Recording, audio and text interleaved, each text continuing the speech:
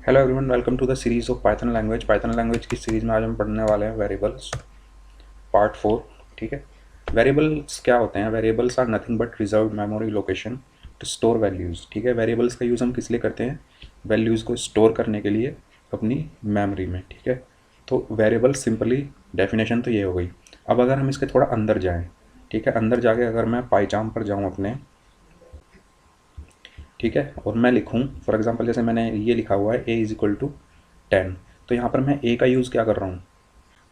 10 को स्टोर करने के लिए। ठीक है, कुछ वैल्यू को स्टोर कर रहा हूँ मैं इस a में, और ये a हमारी कहाँ होगी? किसी मेमोरी लोकेशन पर होगा कहीं ये वेरिएबल। ठीक है।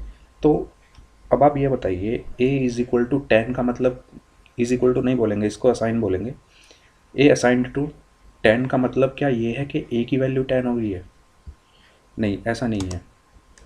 होता क्या है, जब भी हम कोई वैल्यू किसी वेरिएबल में स्टोर करते हैं, जैसे मैंने a = 10 स्टोर किया, ठीक है, तो होगा क्या, ये 10 किसी मेमोरी लोकेशन पर जाकर स्टोर हो जाएगा। ठीक है। उस मेमोरी लोकेशन की एक आईडी होगी, उसका एक एड्रेस होगा। ये 10 किसी एड्रेस पर जाकर उस मेमोरी में सेव हो जाएगा, और उस मेमोरी का नाम क्या होगा? ए होगा। समझ में आया? उस मेमोरी लोकेशन का नाम क्या होगा? ए होगा।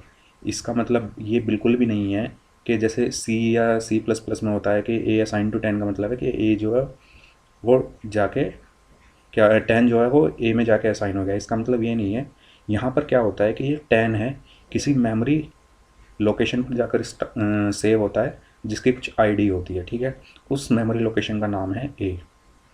अब अगर मैं लिखूँ प्रिंट, अगर मैं प्रिंट कर रहा हूँ आईडी ऑफ ए, ठीक है, अगर मैं ए की आईडी प्रिंट कराऊँ तो हमें ये पता चल जाएगा कि ये किस मेमोरी लोकेशन पर जाकर स्टोर हुआ है। ये देखिए यहाँ पर आउटपुट स्क्रीन जो है, इसे अगर मैं जूम करूँ थोड़ा, तो ये है वो मेमोरी लोकेशन, ये है वो आईडी जिस आईडी पर जाकर ये 10 स्टोर हुआ है, और इस आईडी का नाम क्या है? ए है। आई होप समझ में आया होगा। जब भी हम कोई वैल्यू किसी वेरिएबल में स्टोर करते हैं, तो वो वैल्यू एक वेरिएबल में ना स्टोर होकर एक अपनी आईडी पे जाके स्टोर होती है। वो ये आईडी है, और इस आईडी का नाम क्या है? ए है। तो ये एक सिंपल सी बात जो मुझे समझानी थी कि सी या C++ की तरह नहीं होता इसमें कि अगर हमने a = 10 कर दिया तो वो एक ए में जाके क्या हो गया? स्टोर हो गया। ये ए क्या है? एक मेमोरी आईडी या लोकेशन बोल सकते हैं, या एड्रेस बोल सकते हैं, उसका नाम है, और उसका एड्रेस क्या है? 1616937360। अगर मैं कुछ और स्टोर कर दूँ, फॉर एग्जांपल मैं एक वेरिएबल लूँ नम, और उसके अंदर डाल दूँ क्या? 34 डाल दिया, और मैं प्रिंट कर दूँ प्रिंट आईडी ऑफ नम। ठीक है।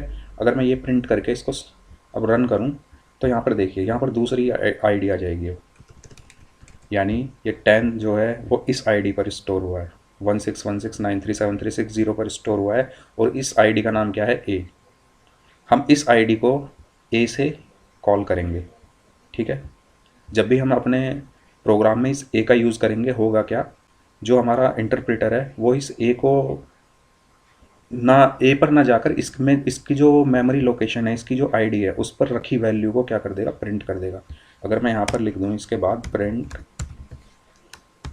ए, ठीक है, और ऐसे ही यहाँ पर मैं लिख दूँ प्रिंट नम, तो देखिए क्या होगा।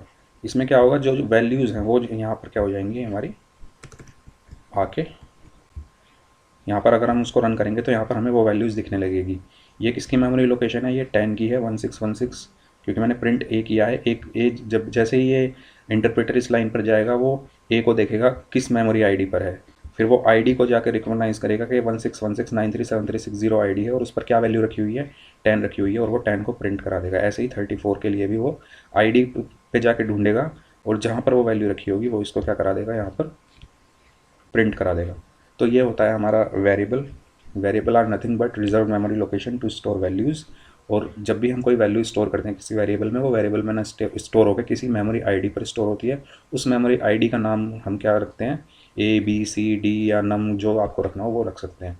तो आज की वीडियो में इतना ही रखते हैं। आई होप आपको समझ में आ गया होगा। Thank you so much video देखने के लिए। अच्छी लगी हो तो शेयर कर दीजिएगा। Have a good day. Bye bye.